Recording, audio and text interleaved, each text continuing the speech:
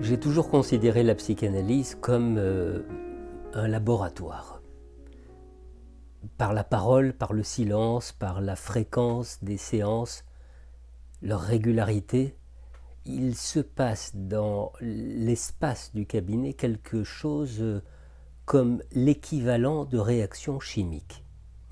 C'est-à-dire que des éléments sont isolés et une fois placés sous nos puissants microscopes psychiques, ils font apparaître leur vérité, si je peux dire. Et puis d'autres éléments, grâce au phénomène d'association libre, entrent en contact avec des éléments nouveaux qui semblaient auparavant appartenir à des champs très lointains et ne rien avoir à faire ici. Et puis il y a aussi des réactions chimiques qui dissolvent des éléments de grande taille, de forte puissance. Il y a des explosions soudaines qui donnent naissance à des éléments nouveaux, inconnus.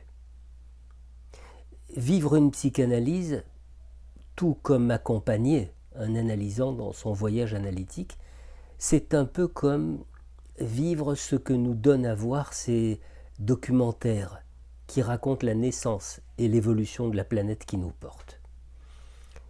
Période de longue glaciation, éruption volcanique, apparition d'un règne vivant microscopique, disparition de certaines espèces, modification du règne végétal.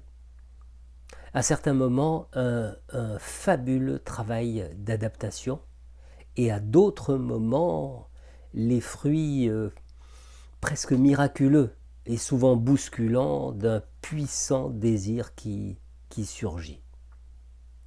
Cette temporalité est importante.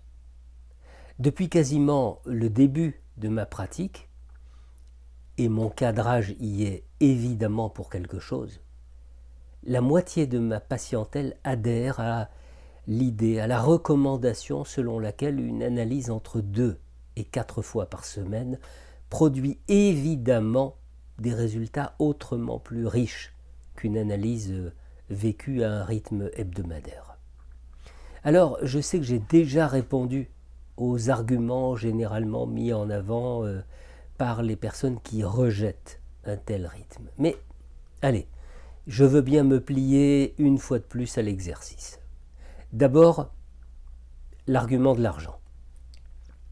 L'argument de l'argent n'est pas pertinent à partir du moment où l'analyste a suffisamment poncé, érodé le sujet pour mutualiser le montant de toutes les séances de sa patientèle, c'est-à-dire réclamer le montant juste en fonction des ressources de chacun. Ensuite, l'argument du temps. Eh bien, l'argument du temps chute lui aussi, à partir du moment où la reconnaissance de la souffrance qui fait entrer en analyse pèse davantage dans la vie du sujet que les inconvénients consécutifs à un déplacement plusieurs fois par semaine. Sinon, sinon quoi ? Sinon vous trouvez un arrangement avec votre souffrance, mais la dynamique de la cure de toute façon s'en ressentira. Il suffit simplement d'accepter la responsabilité de ce choix. Donc voilà pourquoi l'expression qui résonne depuis longtemps et plusieurs fois par jour dans mon cabinet, c'est à demain, à la même heure.